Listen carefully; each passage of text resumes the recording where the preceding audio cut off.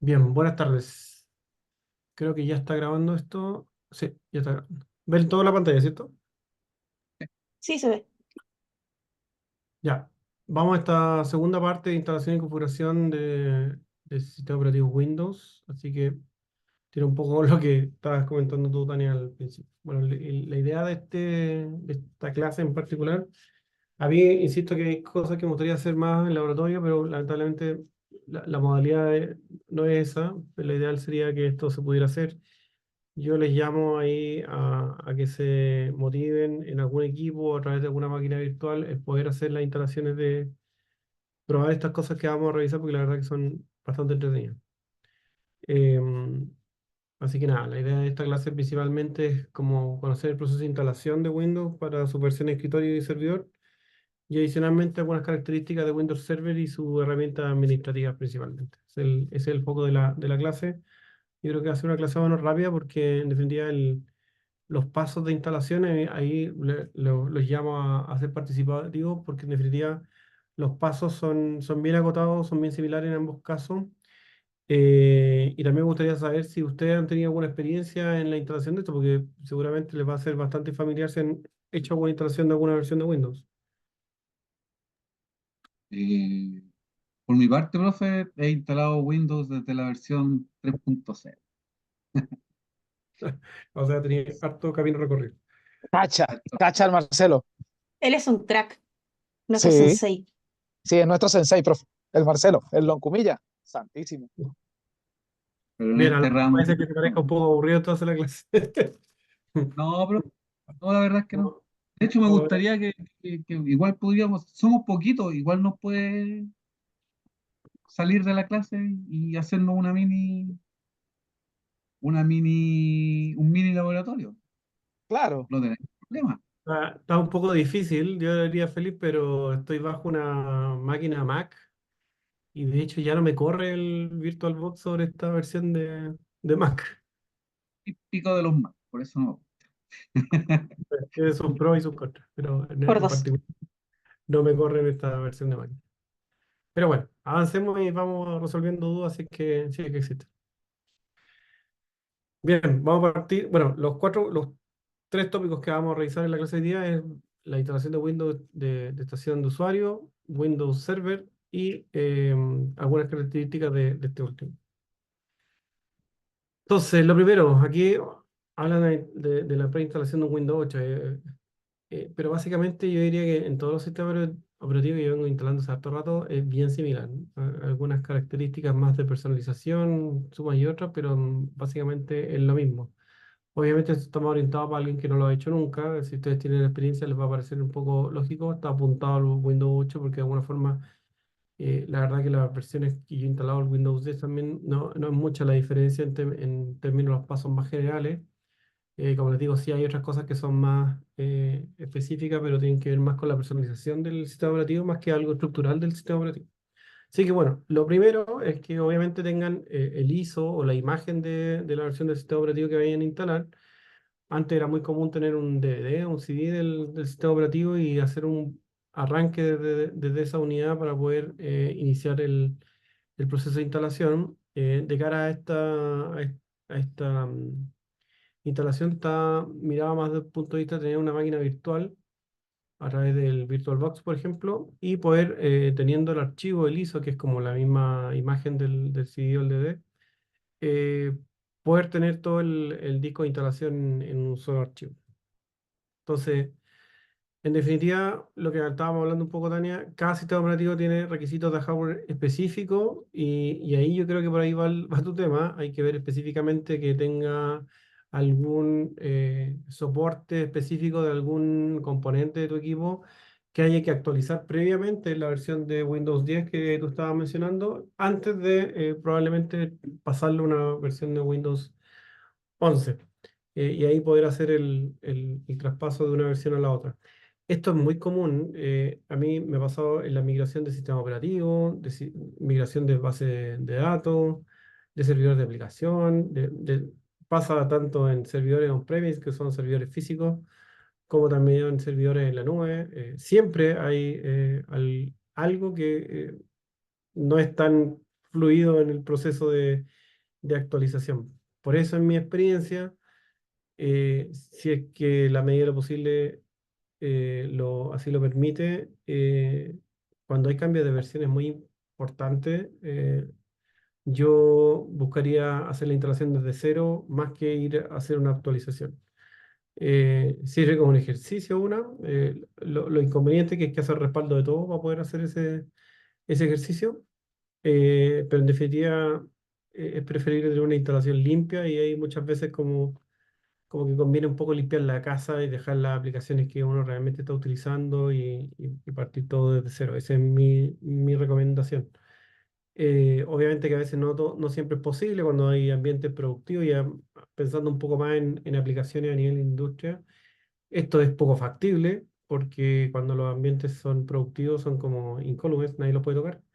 eh, y, la, y los procesos de actualización o aplicación de parches son súper controlados y siempre con la alternativa de volver atrás porque si de alguna forma hay un incidente y eso significa que la aplicación o lo que esté instalado en ese servidor tiene que volver sí o sí ¿cómo se llama? A volver a estar operativo. En el caso de los PCs de casa no son tan críticos, pero de alguna forma igual hay que hacer esos respaldos de vez en cuando y volver a instalar el sistema operativo. Me ha pasado también con equipos Mac que también existe la posibilidad de actualizarlo de un sistema operativo a otro y rotan bastante, casi cada un año, 2 años.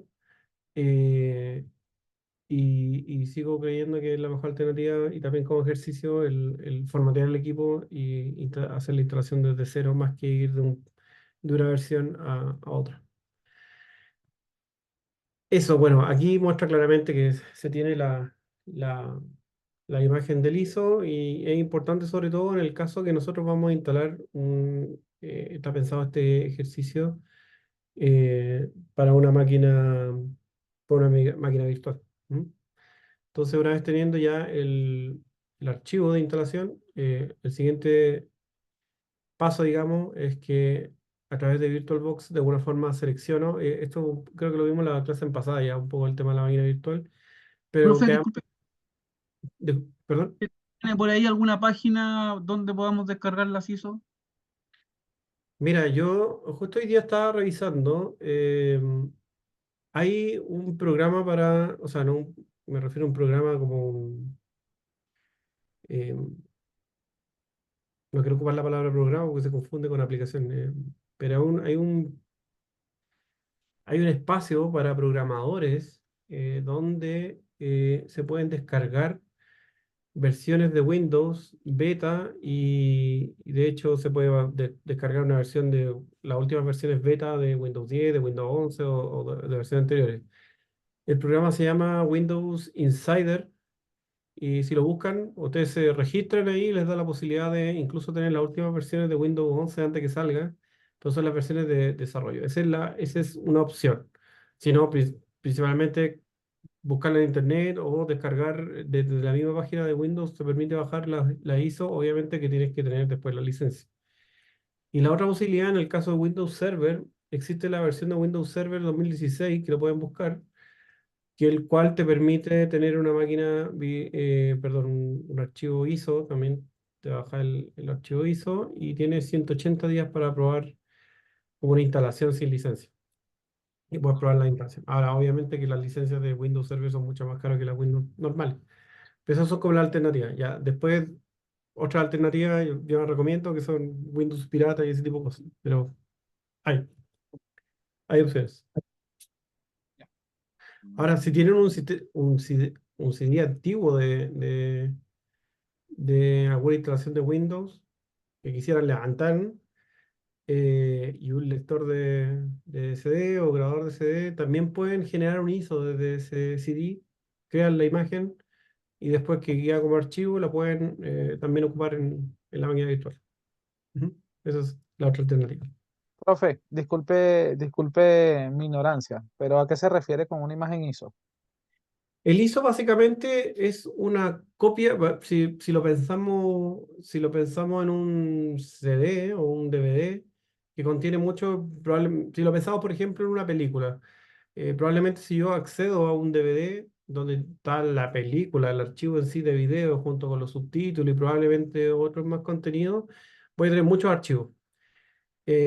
Cuando uno respalda esos CD puede generar una imagen ISO, que es un tipo de archivo que se llama .ISO, ISO, y de alguna forma ese archivo contiene todo el contenido normalmente de un DVD o un CD. Entonces, los sistemas operativos o los fabricantes de sistemas operativos normalmente generan el archivo ISO, que si yo lo tomo, si yo lo quisiera pasar a un DVD o un CD, yo tomo este archivo ISO y las herramientas de grabación de CD o de algún medio lógico, lo que hacen es abren este archivo y lo graban con la estructura original que tenían, con las carpetas, con todos los archivos.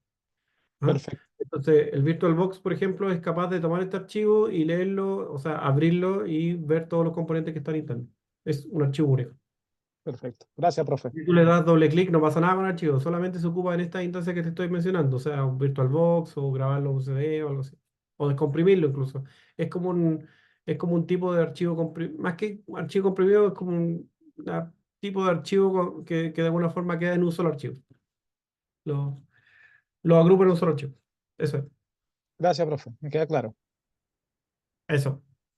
Bueno, desde el VirtualBox ustedes van, seleccionan ese ISO, automáticamente selecciona la versión del sistema operativo, que fue lo que vimos en la clase anterior, y ya al iniciar la máquina virtual, lo que debería pasar es que ese sistema operativo se arranque, la primera vez se va a arrancar como si fuera una instalación. Entonces le va a empezar a pedir toda la información respecto a la instalación del sistema operativo. Aquí van a ver em, que les va a pedir información regional, en qué lenguaje, etcétera.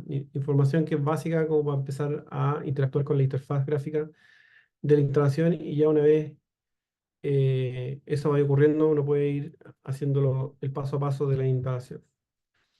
Eh, Ahí, por ejemplo, hay el sistema operativo, en este caso el Windows 8 pide la clave al inicio, durante el proceso de instalación. Hay otro que me ha pasado que te dejan instalar el sistema operativo y ya como que parecía que estuviera todo bien y al correr de unos minutos o un par de días te pide la clave y si no lo activas básicamente no puedes hacer nada sobre el sistema operativo. En el caso de este ejemplo, pide la clave automáticamente y además aceptar los términos de la licencia, digamos que son los términos de condición legal de la licencia de uso, etc.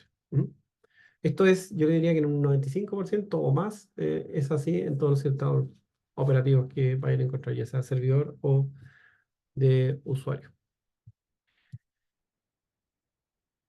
Después de eso, aquí te da la opción, como hablábamos del ejemplo de Tania, te da la opción de hacer una actualización, es decir, va a ser una instalación sobre la instalación ya existente. En este caso no aplicaría porque es una máquina virtual, pero si yo lo hiciera a través de un medio óptico que de alguna forma pudiera estar leyendo este CD, me va a decir, bueno, ¿lo quieres hacer una actualización del Windows que actualmente está en la máquina?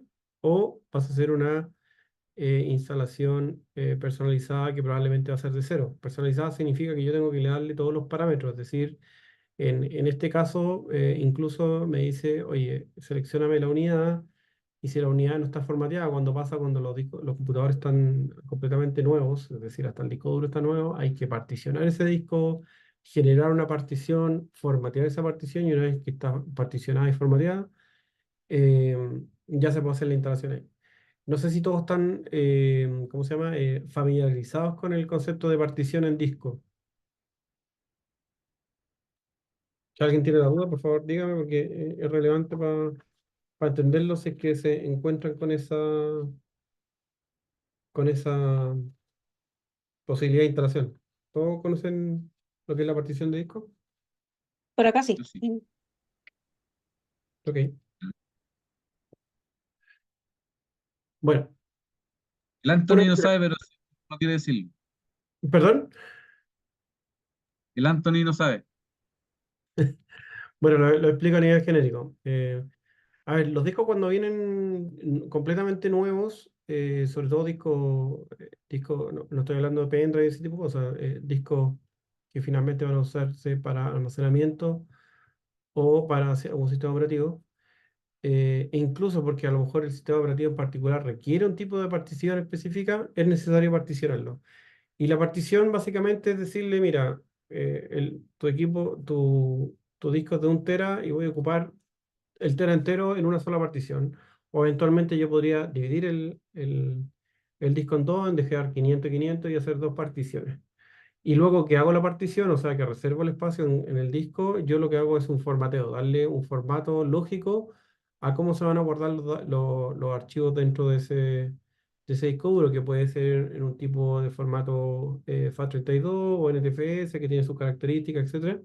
Pero básicamente a mí es una herramienta que me permite dividir el disco. Y eso, ¿cómo después se ve manifestado? Se ve manifestado que cada partición se va a ver como una unidad distinta. O sea, va a ser la letra C, D, E o lo que le asigne el sistema operativo.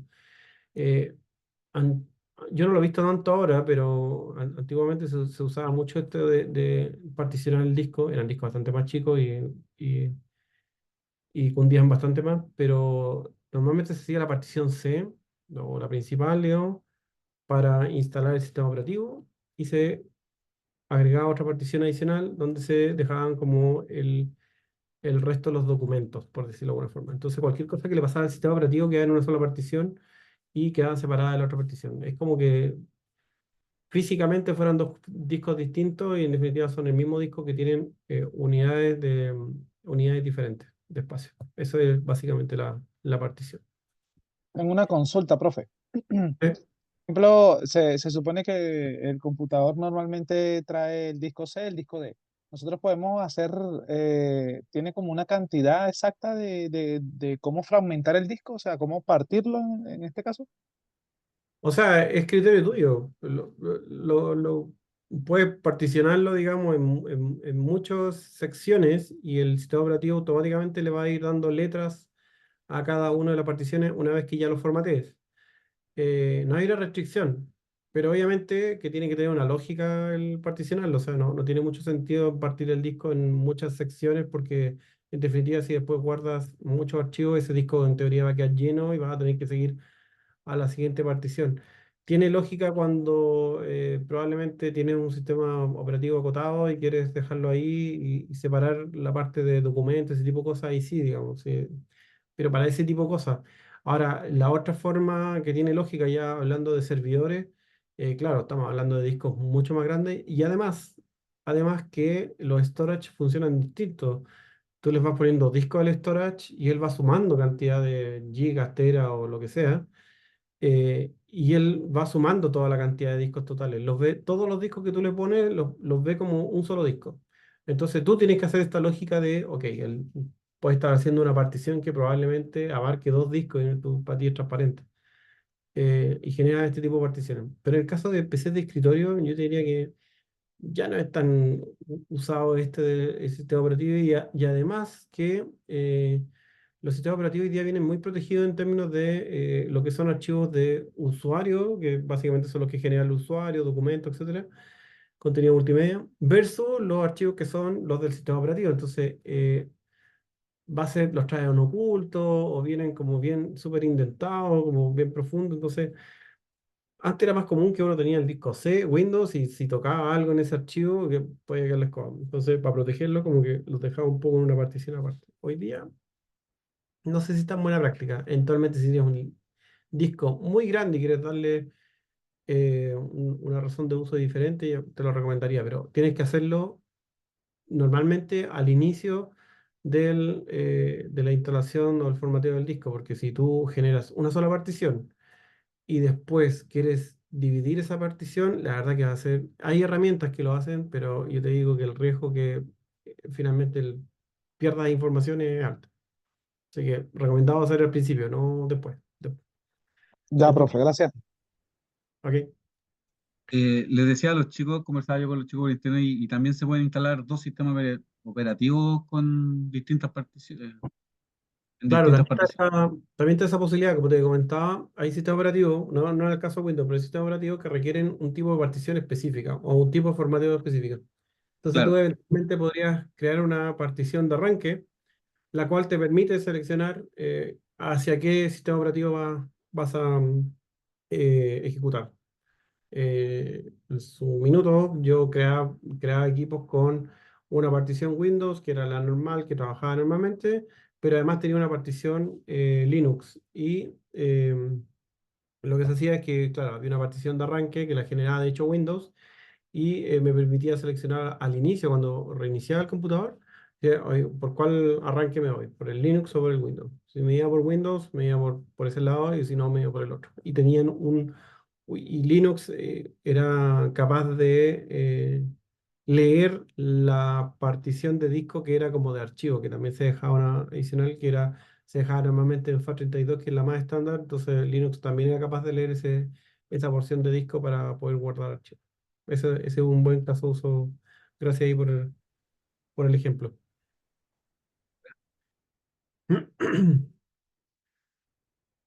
Bien, una vez que ya inicia la sesión, como se vieron, esto es muy rápido la instalación de Windows. Básicamente pregunta en qué disco ya se inicia, vienen etapas de personalización, básicamente colores, fondos, etcétera.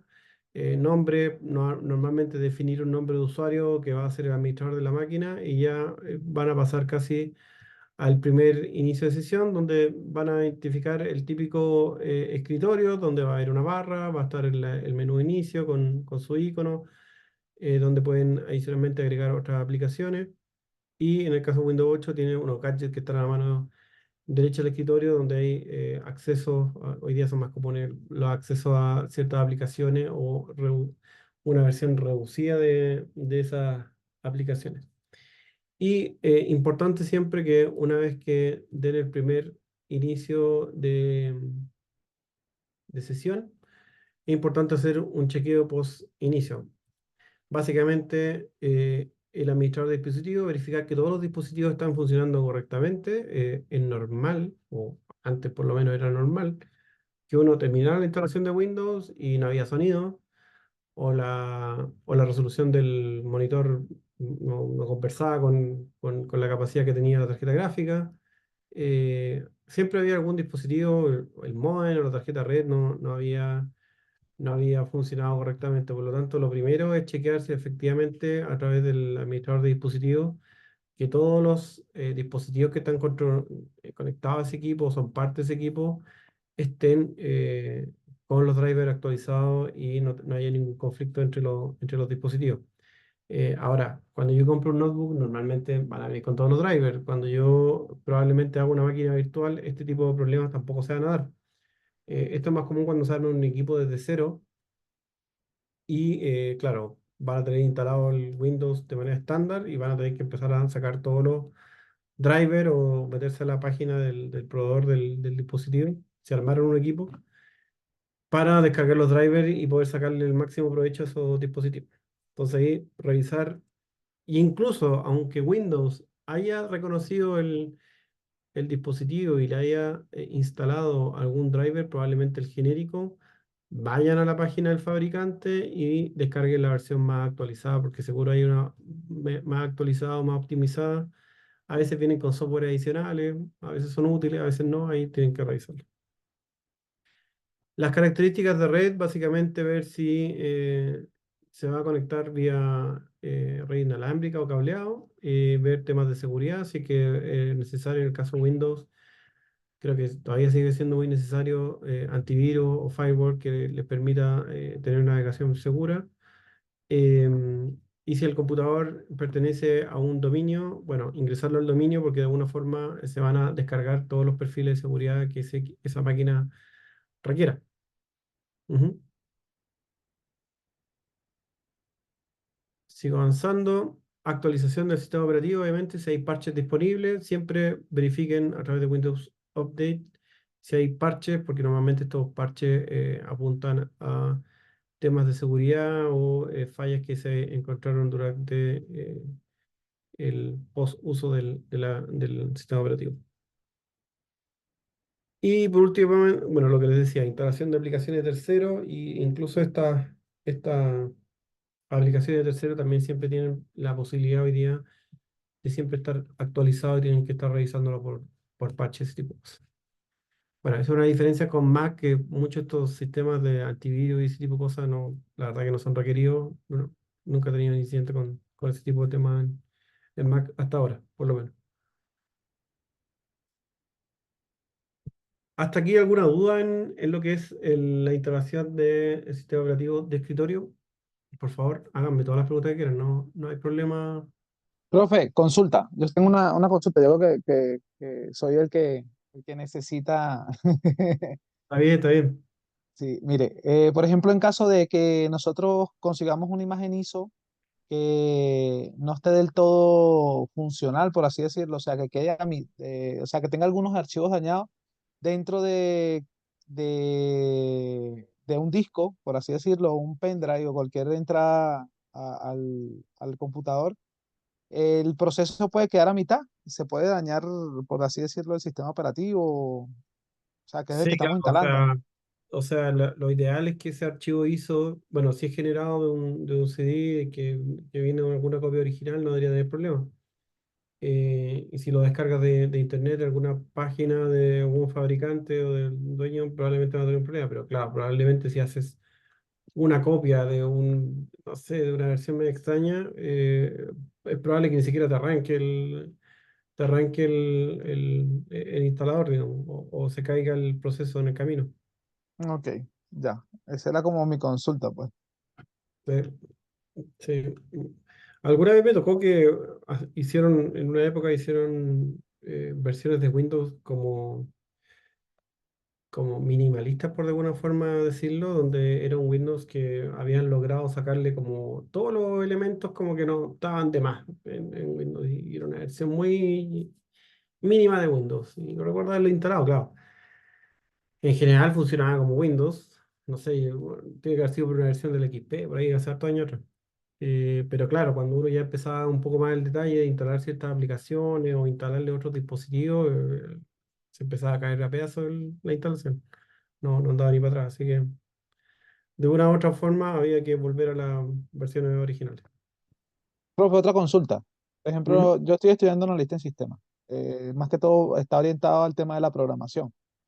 Si esa imagen hizo, por así decirlo, no existe una forma de cómo saber qué hay detrás de esa imagen, o sea, como carpetas, Sí, subcarpetas o códigos. tú puedes, si buscas en internet hay programas que leen archivos ISO, y lo que te va a hacer es como piensa el ISO como si fuera un archivo zip. Ok, No sé ok, ok. el ISO como si un zip. La diferencia es que el zip tiene un programa que se llama Windows, o sea, WinZip, y te permite hacer algunas cosas con ese archivo y tomar. Claro, bueno, el ISO es algo parecido, y hay ciertos programas que leen estos archivos ISO y te los pueden, no es descomprimir porque no los descomprime, simplemente los despliegan, los abren y puedes ver el contenido del archivo.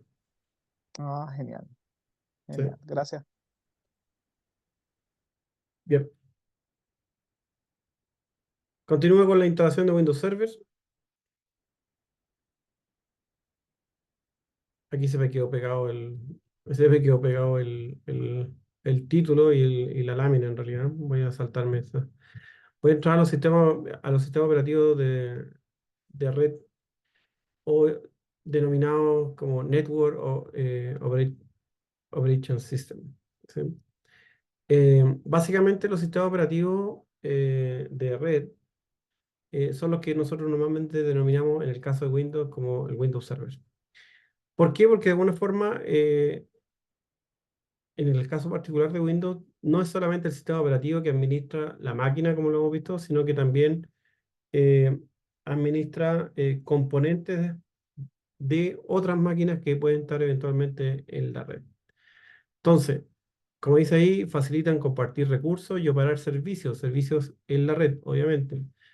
Em, Pueden ser servidores Unix, Linux, Windows Server. Y como les comentaba, no hay un solo tipo de servidores de sistemas operativos de red, sino que hay varios. El más común es Windows Server, pero hay versiones de Linux, Unix, incluso de Mac OS Server, que permiten habilitar ciertos servicios en la red. Soportan multiprocesamiento, multiusuario, multitarea, etcétera. Son máquinas, obviamente, mucho más, o sea, son sistemas operativos que dan soporte a máquinas mucho más robustas y obviamente a hardware mucho más potente versus máquinas de escritorio. Entonces, funciones convencionales, diríamos yo, que es la controlar del acceso al hardware, un poco lo que venimos hablando de los sistemas operativos, aplicaciones mediante API, Application Interface, interfaces de usuario, administración de archivos y directorios. Esas son como las subfuncionalidades tradicionales de un sistema operativo de escritorio. Pero cuando estamos hablando de funciones adicionales de los sistemas operativos de red, básicamente habla de distribución de funciones en la red. Y ahí acceso a recursos compartidos, arquitectura cliente-servidor, es decir, que tengo un cliente que consume ciertos servicios que este servidor puede proveer. Y ahí creo que vamos a ver algunos de esos servicios de red que están en la última etapa. Eh, y, y esos servicios pueden ser como FTP, SFTP, etcétera. Es creación, comunicación web a través de servicios HTTP o HTTPS, servicios de correo electrónico a través de protocolos SMTP o POP o IMAP, etcétera. De alguna forma, estos sistemas operativos permiten la habilitación de estos servicios en la red o eventualmente exponerlos a Internet si es que la configuración de red así lo permite. Ujú. Entonces, Felipe, voy contigo un segundo. Entonces, eh, el sistema operativo en red de alguna forma tiene otros equipos que están conectados a esa red y por lo tanto es posible que administre algunos servicios que están en esta red. Por ejemplo, aquí está el servidor de correo electrónico donde todos los clientes, digamos, de alguna forma están dando un tipo de servidor. Hay un servidor de archivo, un servidor web, hay un cliente de correo electrónico, un cliente web, hay un cliente de archivo. Todo esto están conectados a la red y eventualmente si yo tengo usuarios conectados a esta misma red, ellos van a poder ser, obviamente si le dieron los privilegios, van a poder hacer uso de esos servicios. Felipe, ahora sí. Profesor, hola, buenas noches. Gracias. Usted, como recomendación personal, usted obviamente que maneja el tema, ¿cómo es el tema Linux con el tema de la estabilidad en las redes? Yo antiguamente tuve un trabajo y con Windows teníamos bastantes problemas con el sistema de redes y con Linux estábamos un poquito más estable, pero también bueno, había parte de inestabilidad. ¿Usted qué recomienda para una estación de red así que sea un poco más sólida? ¿Nos recomienda Linux o Windows, entre comillas? Mira, yo creo que va a depender un poco, porque en el caso de los temas de red, porque normalmente esto no funciona solo, o sea, yo puedo instalar efectivamente un servidor Linux o un servidor Windows para que dé un servicio específico dentro de una red, pero también tengo que observar no solamente el servidor que está dando o el tipo, el sistema operativo que está dando el servicio, porque también hay otros elementos dentro de la red que pueden influir en la estabilidad. Estoy hablando de los switch, de los routers, del firewall, incluso de los mismos equipos. Entonces, hay que verlo como un todo. Efectivamente, hay algunos sistemas operativos que son más recomendables para algunas cosas que para otros. Y yo también en mi experiencia tenía gente que para cierto tipo de, por ejemplo, em, servidores de base de datos, algunos preferían, no sé, máquinas Solaris y algunos Unix, y para otro tipo de cosas, para obviamente servidores SQL, tenían que ser sí o sí montados sobre máquinas Windows. Pero no así las bases de datos Oracle, que tenían sabores distintos respecto al sistema operativo. Y efectivamente funcionan distintos, son bien especializadas. No podría decirte si hay uno que es mejor o peor. Probablemente hay algunos que funcionen mejor o peor bajo ciertos escenarios. Y ahí un poco es la experiencia que tú vayas adquiriendo y como te digo, no solamente las características del servidor puntual o el servicio que está dando, sino que también qué otros componentes, la compatibilidad de los componentes. Es conocido que muchos componentes de red como switch, router, etcétera, internamente también manejan una versión reducida de Linux y por lo tanto, si claro, tienes servicios sobre Linux, probablemente van a conversar mucho mejor. Entonces yo te diría que la recomendación es que veas el todo, o sea, todos los componentes que van a estar en la red y qué servicio específico van a dar. También la administración, porque es un tema relevante. Vas a encontrar mucha más gente que conoce la administración de Windows versus Unix, Solaris o Linux o otro sistema operativo. Y eso también te encarece la administración de la red. O también disculpa que agregue más cosas, o la compatibilidad. ok, puedo tener un servidor Linux, pero ¿qué aplicaciones le puedo montar ahí sobre Linux? ¿Me sirven todas? ¿Todas son compatibles? No. Hay que ver varios elementos, no es solo uno. Gracias, Sé que, profesor. sé que esperabas que te dijera uno el otro, pero no es tan, no es blanco y negro. No, es que tiene razón usted lo que habla, profesor, porque al final el administrador es el que elige técnicamente qué interfaz más amigable va a elegir. Entonces, yo había escuchado Linux técnicamente porque edita un poquito más, menos filtra información, recibe menos ataques, entre comillas, pero también depende del administrador que lo que quiera. Obviamente es más masivo Windows y yo lo que más he visto en red es Windows. Entonces, eh, quería, era una curiosidad técnica. Sí, básicamente Eso. se producen Ujú. más ataques de Windows porque de alguna forma está como esta idea de, no sé, yo lo veo como un poco, a veces, como tiene más capacidad como es un sistema operativo cerrado, de alguna forma el desafío está en que no sea tan cerrado, por eso buscan atacarlo. En el caso de Linux, como es un sistema operativo abierto, significa que su código está abierto y por eso hay sabores de Linux. Está Ubuntu, Red Hat y un montón de otros sabores de Linux que en definitiva hubieron empresas que tomaron el core de Linux y crearon una nueva versión de ese sistema operativo. Claro, un sistema de código abierto, entonces como que el desafío no está tanto en atacarlo, porque ya saben cómo funciona.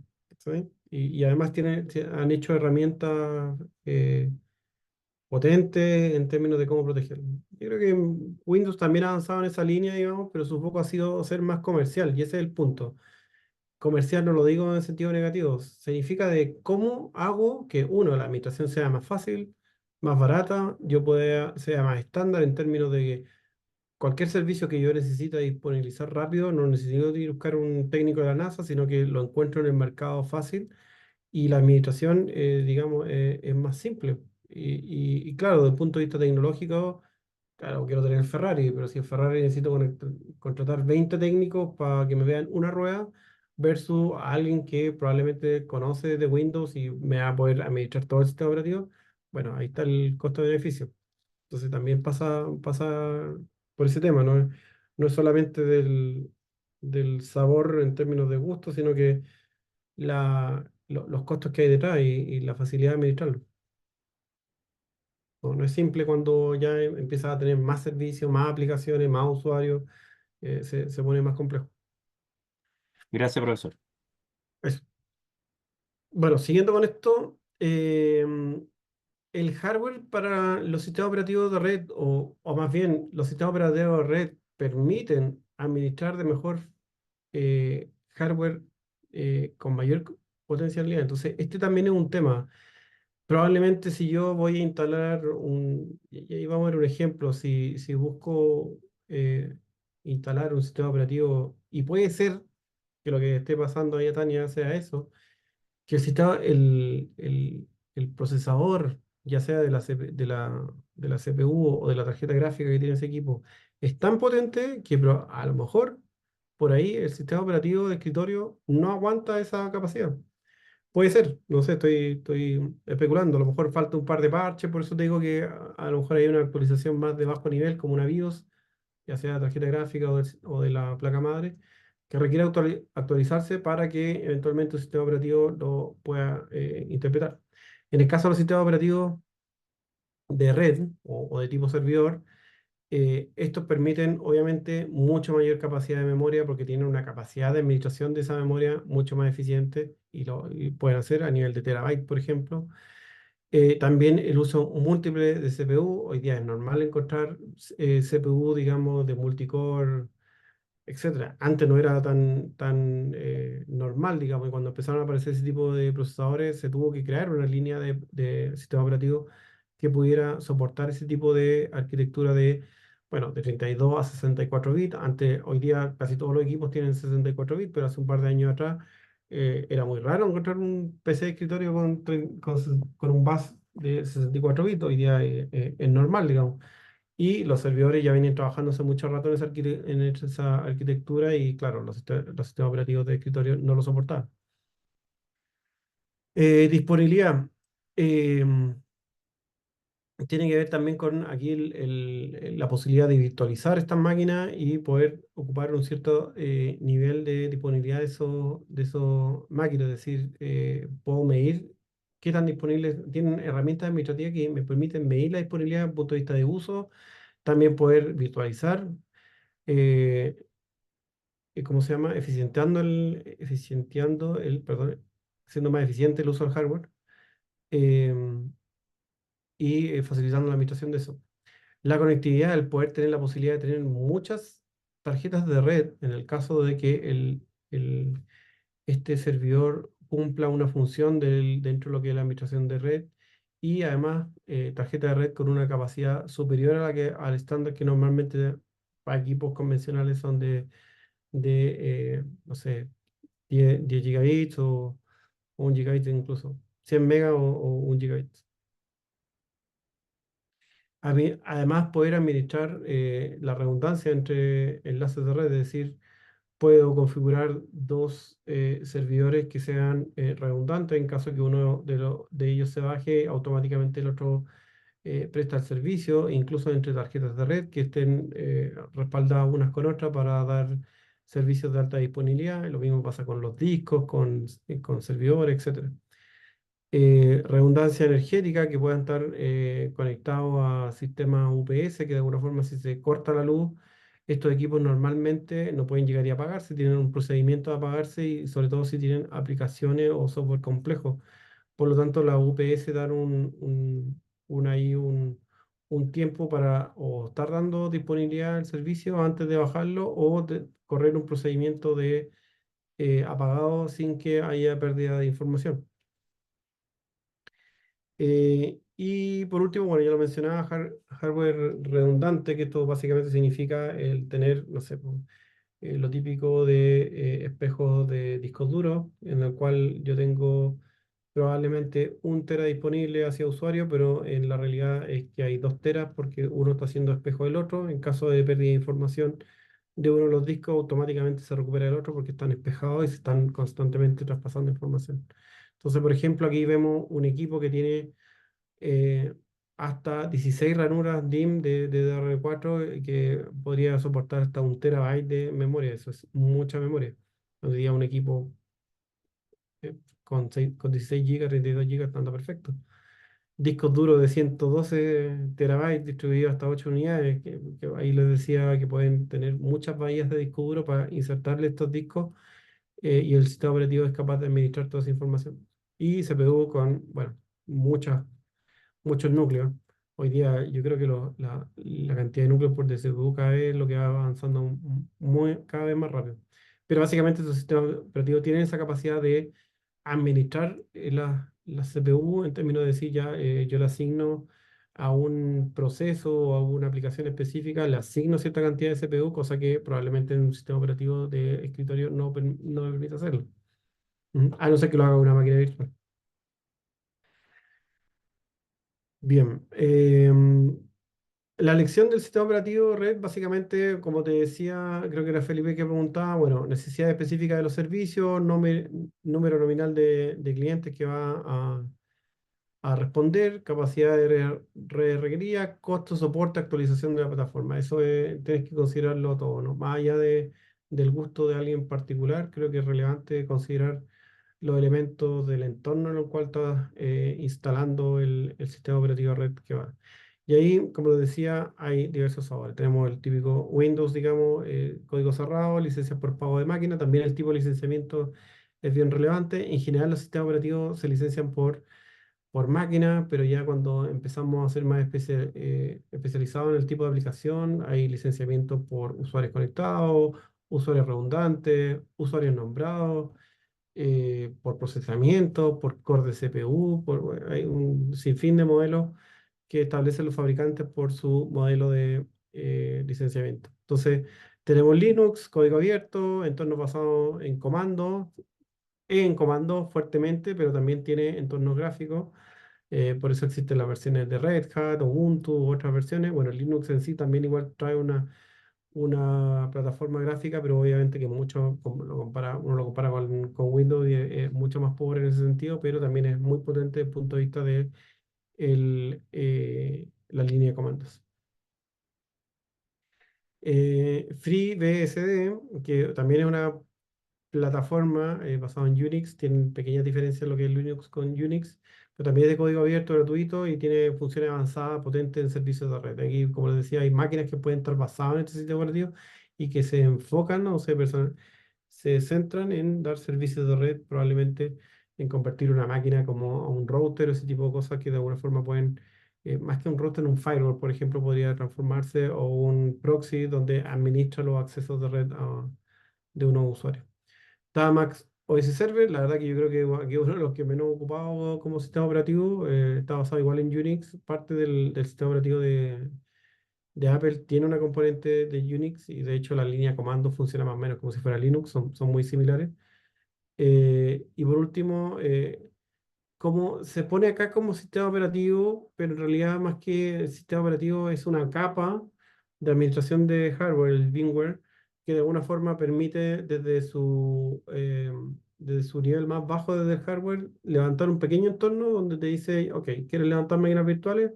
Dime qué sistema operativo le quieres poner y de alguna forma esta capa está muy cercano al hardware y permite distribuir la capacidad de memoria, CPU, disco, etcétera, para levantar máquinas virtuales. Entonces, esa máquina básicamente es una máquina para virtualización y es administrada desde VMware. No es como las máquinas virtuales que nosotros estábamos hablando, que es como del sistema operativo, levanto VirtualBox y ahí tengo mis máquinas virtuales. No, acá no.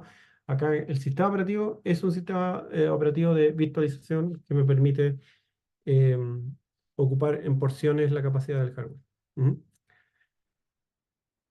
Entonces, vamos a la instalación del Windows Server. Básicamente son los mismos pasos que mencionamos en anterioridad. Hay que tener la versión ISO de la máquina virtual, básicamente tener claro cuáles son los requerimientos mínimos de esa máquina. Ahí, como les decía, existe un link ahí de tener Windows Server 2000, yo bajé el 2016, pero también entiendo que hay 2019, poder bajar una licencia de evaluación por 180 días, donde pueden probar su configuración y todo. Ahora, como esto es una máquina virtual, ustedes pueden crear una máquina virtual que dure 180 días, después pasan esos días, volver a crear otra y así sucesivamente para ir aprendiendo esto que estamos hablando. Ujú. Básicamente es que, como les decía anteriormente, hay que revisar los requisitos del hardware específico, verificar si cumplen con los requisitos, los mínimos versus recomendados. No recuerdo si les decía la otra vez, pero hay que también pensar en qué se va a ocupar esta máquina, porque, claro, son los requisitos mínimos para que el sistema operativo ande. Pero si yo le voy a instalar no sé, una base de datos, un servicio web o otro tipo de cosas, tengo que pensar en su memoria, en sus procesadores, capacidad de disco, etc. Hay que tener esa mirada. Si lo quieren solamente aprender, yo diría que incluso menos con el mínimo le va a andar probablemente la máquina y van a poder ver todas las configuraciones del sistema operativo. Pasos para la instalación, como les decía, acá está pensado como levantar una máquina virtual. Básicamente, una vez seleccionada la máquina virtual que vamos a levantar con la versión del sistema operativo, entra el proceso de configuración, que es muy similar a la que estuvimos viendo de Windows anteriormente. Me va a pedir el idioma, la ubicación geográfica, el tipo, el idioma en el cual quiero tener la interfaz, y va avanzando en términos de bueno, ingresar nuevamente, activar Windows ¿cómo se llama? Con la key, con la llave. En el caso yo intenté hacerlo en el 2016, la verdad que no pillé la llave, solo sigue el proceso de instalación, después la pillé cuando el sistema operativo ya está funcionando. Leen los términos y condiciones, tienen ahí, si les gusta la lectura, hay harto que leer los términos y condiciones, pero básicamente tienen que aceptar este término de condiciones y de la licencia para poder seguir la instalación. Nuevamente tiene la opción de una actualización o personalizada, que eventualmente puede ser una instalación desde cero. Seleccionar cuáles van a ser la unidad de instalación. Como pueden ver aquí en el ejemplo, sí hay dos particiones, hay una partición 0 y una partición 1 y partición 0, donde eventualmente uno podría estar el sistema operativo y el otro la estructura de archivos. Siempre hay que dejar un espacio más o menos holgado en el sistema operativo de espacio porque con la actualización y programa normalmente se van a instalar a la partición donde está instalado el sistema operativo. Así que tienen que considerar eso. Y el resto pues va a quedar libre para lo que ustedes quieran, digamos. Igual eventualmente uno después podría instalar aplicaciones en otra partición, pero lo normal es que queden junto con la partición del disco duro.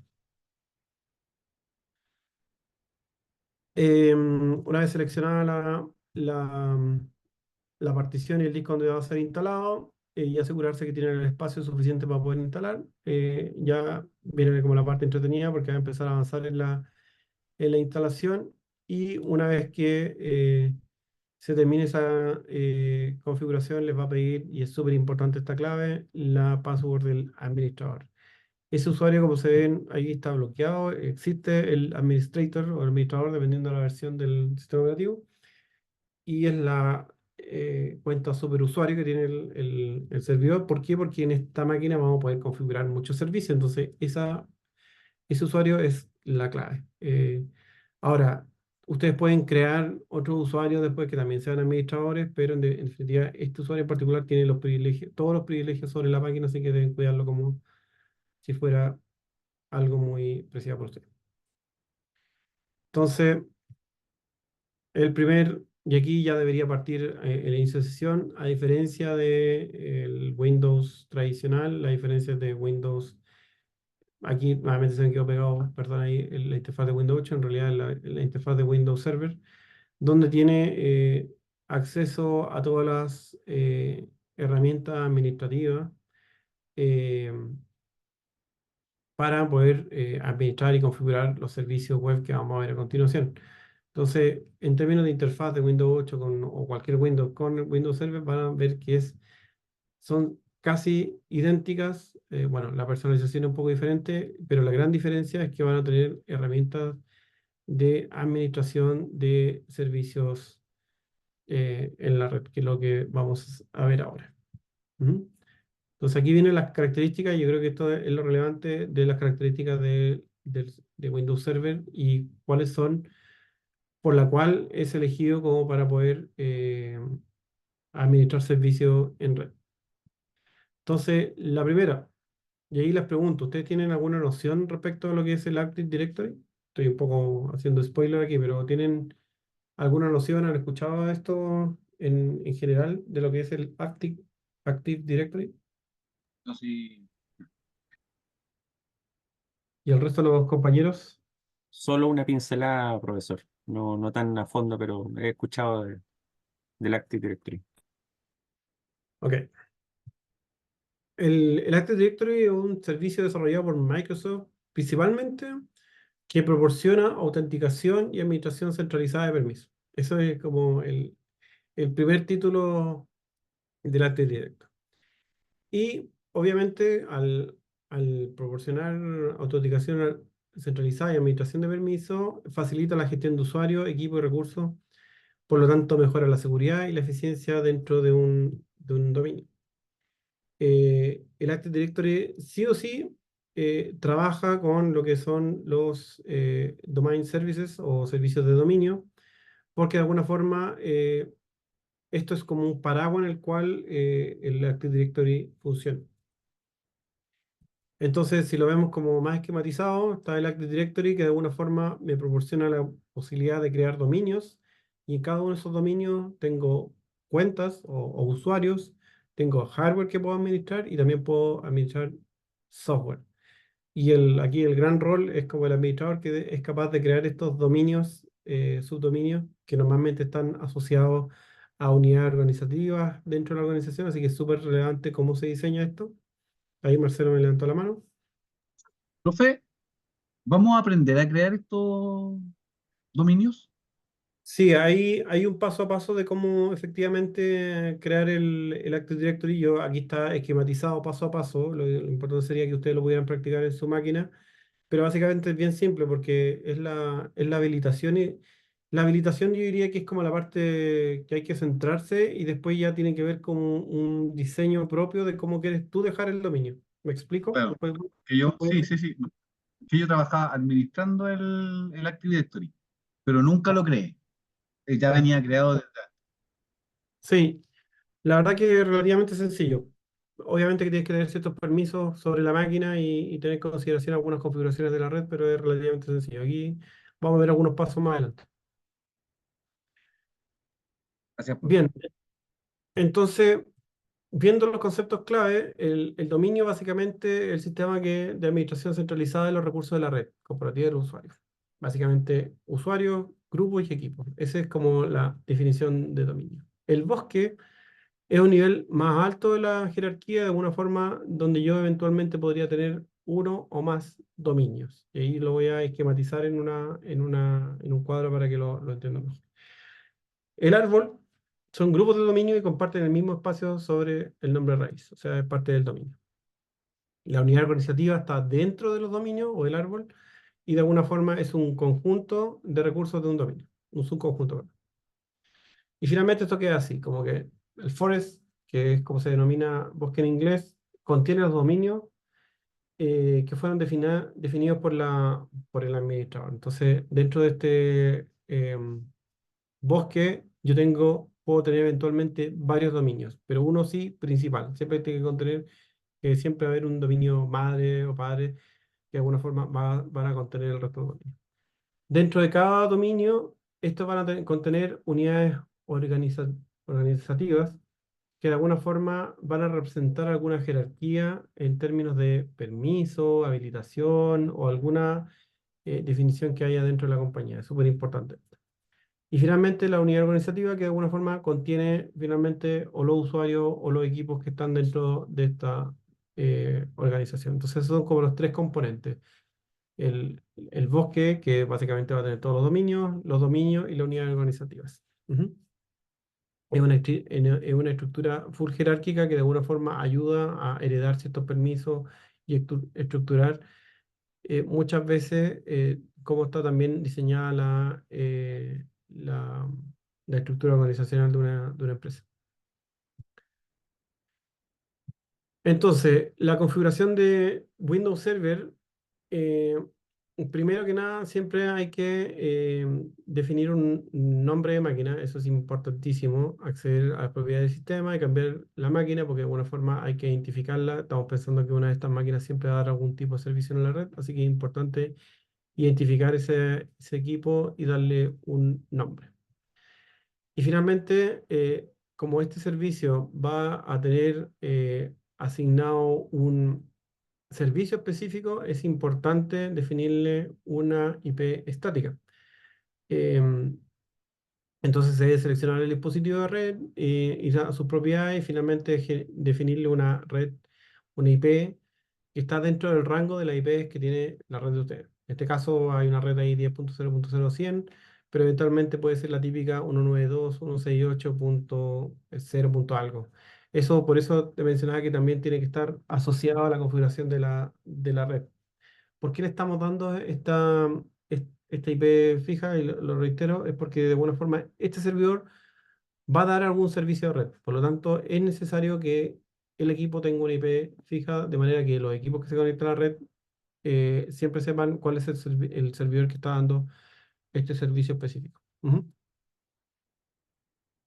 Entonces, respecto a a la habilitación de la Active Directory, se pueden ir al panel de administración de servidor, donde aparecerá específicamente agregar roles y características y finalmente se irán a la parte de eh, verificar la cuenta de administrador, contraseña segura, etcétera. Y debe, bueno, hablando del paso anterior, asegurarse que la IP esté fija y adecuada a las características del servidor. Ujú. Luego de ello, deben ir a comprobar las características previas del servidor. Será necesario seleccionar el tipo de instalación avanzada personalizada. En este caso, se debe seleccionar, se debe coger el tipo de servidor poniendo el nombre de la IP. Esto está repetido acá, hay un error acá.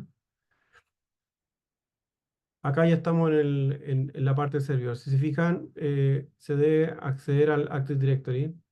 ahora es necesario escoger la rol y características que se instalarán en el servidor. Por ello se debe marcar el servicio de dominio Active Directory. Si se fijan, son opciones, hay un montón de servicios específicos en este servidor. Incluso veo por ahí posibilidad de servicios de virtualización, acceso remoto, etcétera.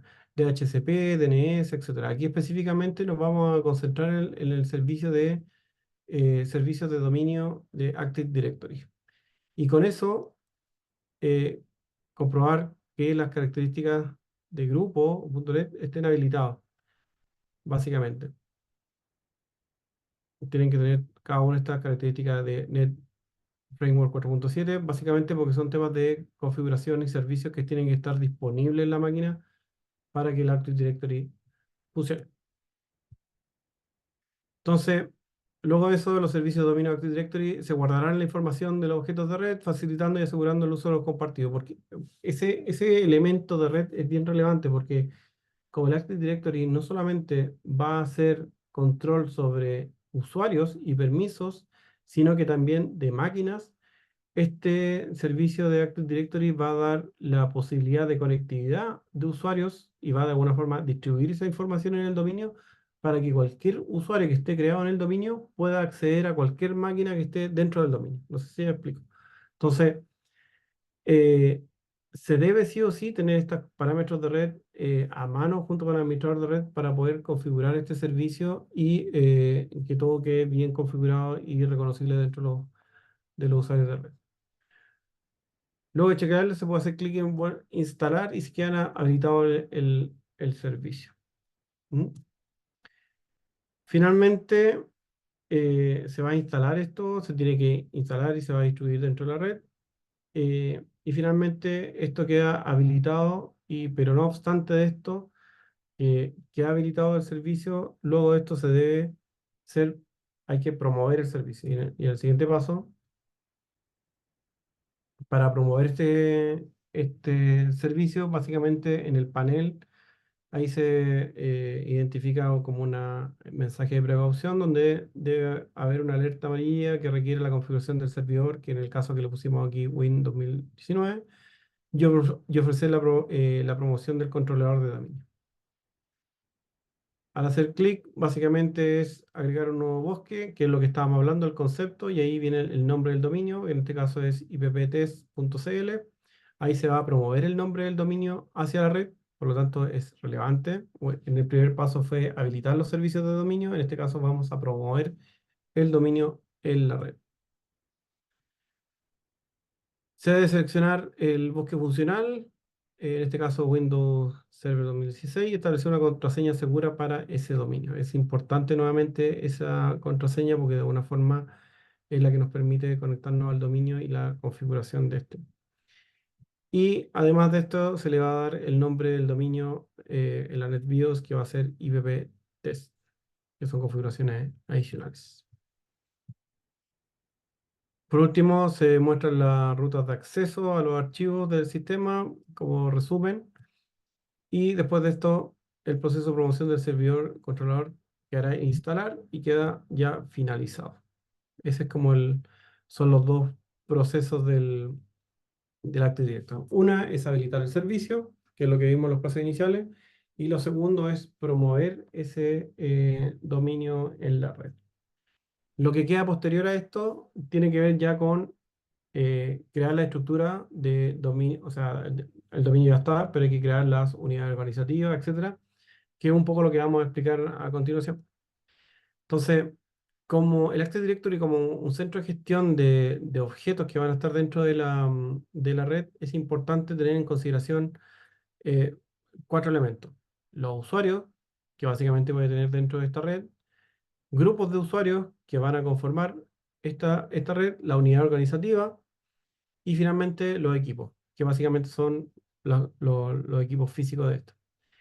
Este diseño es súper relevante y tiene que conversar con el diseño organizacional de la compañía, porque en definitiva, cuando yo mapeo los roles y funcionalidades que tengo dentro del servicio de red, tengo que pensar que, bueno, hay aplicaciones que aplican para cierto grupo de usuarios, hay servicios que se aplican para cierto grupo de usuarios, entonces es súper relevante tener en consideración qué características y funcionalidades requiere el dominio o la organización donde están para poder organizar, digamos, este tipo de cosas. Lo normal es que se haga en función de la estructura organizacional de la compañía, pero eventualmente se puede organizar por funciones. Yo pongo el ejemplo que, por ejemplo, en la minería existe la red IT y la red OT. La IT es donde están todos los usuarios que normalmente navegan por Internet, los típicos de una compañía normal, y la red OT, que es una red más operativa, transaccional, en la cual no está, ninguno de los usuarios tiene acceso a Internet, solamente a los servicios internos, dado que es tan crítica esa red que no se puede tomar el riesgo de poder conectarse a Internet o que incluso saturen la red con tráfico que no es necesario.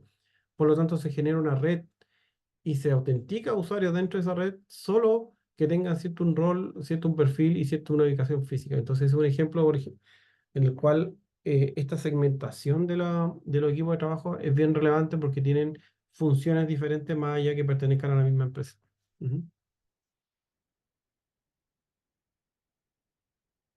Tenemos aquí, por ejemplo, grupos de políticas que básicamente son reglas que se aplican al dominio en general. Esto es lo que le hablaba respecto a la administración centralizada de los dominios, donde específicamente ahí al IPPTest.cl de alguna forma se le puede aplicar ciertas políticas con el objetivo de reducir riesgos de seguridad o mejorar el rendimiento. Yo podría desplegar políticas que tengan que ver con la actualización automática de parche o de alguna actualización de alguna aplicación o cosas tan simples y banales como cambiar el fondo de escritorio de todas las máquinas y que haya un logo corporativo, impedirle que hagan cambios de personalización en los equipos, etcétera. Hay hartas reglas que se pueden ser aplicables en ese sentido. Eh, entonces, de alguna forma, esta administración centralizada obviamente optimiza la forma de administrar los equipos de una red, si no tendría que ir equipo por equipo, estar aplicando, instalando esa cosa. Yo donde he visto más esto funcionando tiene que ver con el despliegue de aplicaciones de escritorio, donde hay dos ejemplos que son bien importantes respecto a esto. Uno es la distribución de aplicaciones de escritorio, donde cada usuario tiene que tener instalado, por ejemplo, alguna aplicación y a través de una regla de dominio eventualmente puedo dejar un software base instalado en todas las máquinas. Em, o la segunda, que a través de la sincronización del Active Directory puedo otorgar o denegar permisos a ciertas aplicaciones. Si las aplicaciones son capaces de sincronizarse a través del single sign-on, que es la sincronización de cuentas de usuario del equipo contra una aplicación web o una aplicación de escritorio, de alguna forma yo centralizo y habilito o deniego acceso a ciertas aplicaciones desde el Active Directory y no tengo que estar yendo a la administración de usuario de la aplicación, sino que voy al Active Directory a sincronizar la habilitación de su usuario, lo cual pueden ver que si tengo muchas aplicaciones en una compañía, el poder administrar todos esos administradores de permisos, roles, perfiles, etcétera, versus tener un solo consola de administración de usuario es mucho más eficiente. Entonces, el último paso que les mencionaba era importante, más allá de activar el Active Directory como servicio y promoverlo dentro de la red, el otro paso importante es empezar a subir los equipos a la red. Y lo primero, obviamente, es ver si el equipo, en el ejemplo acá, por ejemplo, revisar si efectivamente el equipo está en la red. Tiene un IP y si efectivamente al hacerle ping a la dirección del DNS o a cualquier equipo que esté dentro de la red, efectivamente me responde. Ese es un comando de OS que ponen ping y el número IP y con eso le va a responder. Y si se fijan acá, enviados 4, recibidos 4, perdidos 0. Por lo tanto, está respondiendo a la llamada del ping, que básicamente es como una llamada de ida y de vuelta. Eso es lo primero para saber si el equipo efectivamente está en la red. Segundo paso es que ya entrando a las propiedades del equipo, donde dice cambiar el nombre del equipo, ingresarlo a lo que sería el dominio. Se cambia el nombre del equipo, puedo ponerle un nombre estándar que define la red y agregarlo al dominio. En este caso está ipptest.cl. Y al momento de aceptarlo, me va a pedir automáticamente las credenciales del administrador, es decir, las credenciales del administrador del dominio. Aceptando las credenciales del administrador del dominio, ya la máquina va a estar incorporada al dominio, probablemente va a requerir reiniciar esa máquina y desde este momento hacia adelante va a poder autenticarse contra el dominio cualquier usuario que esté definido en el dominio. Por lo tanto, esa máquina como que ya es usable por todas las personas de una organización. Ujú. No sé si hay alguna consulta hasta acá.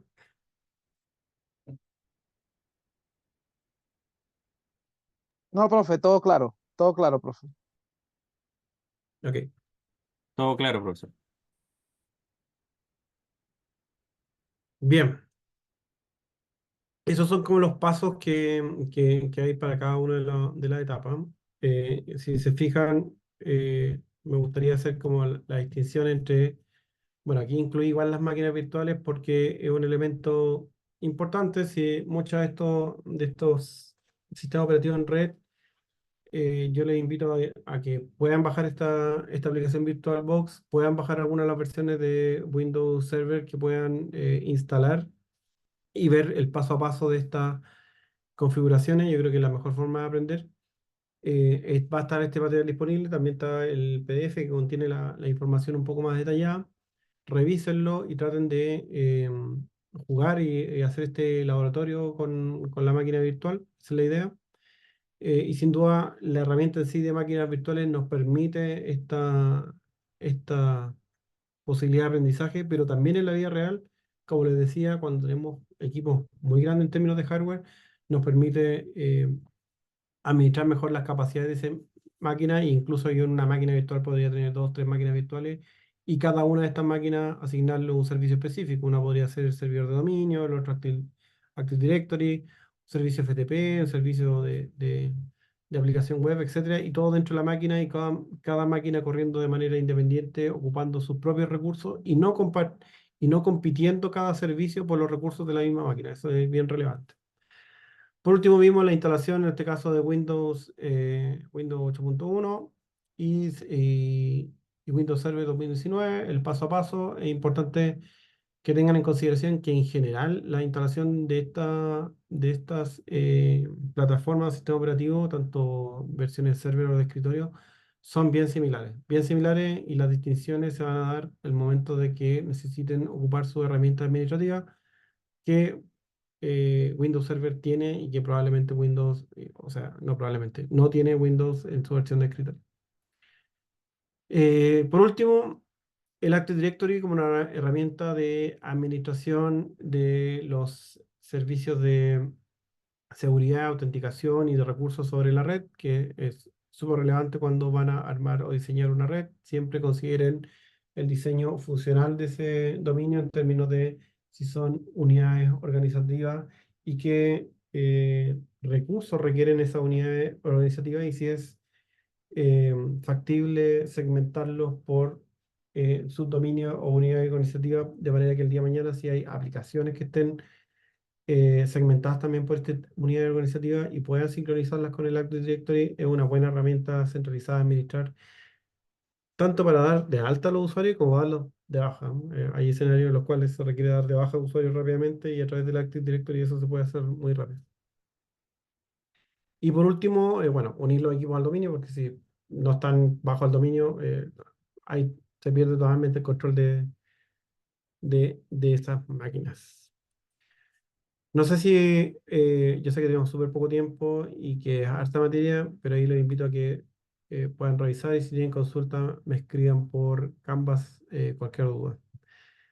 Finalmente, bueno, resumen de la clase un poco ya lo dije, la importancia de la virtualización, el uso que nos ayuda a la simplificación de la infraestructura, y bueno, la revisión de la instalación de tanto de las versiones de escritorio como de Windows Server que podemos usar para server para la administración de los recursos de red que se requieran.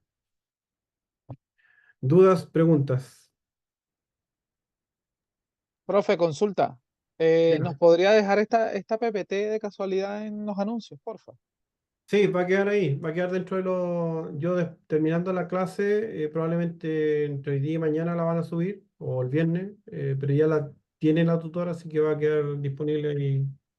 Ya, sí, para darle una miradita, porque igual es harto, pues. O sea, la Es información. harto. Nos quedan todavía, quedan 2 módulos más que van a quedar distribuidos en 3 clases, como en 2 clases y media, en verdad, porque por ahí me preguntaban sobre la masterclass. Voy a parar la grabación porque estos ya son como temas misceláneos. Em, Quedan 2 clases más, entonces, perdón, módulos más. Entonces, probablemente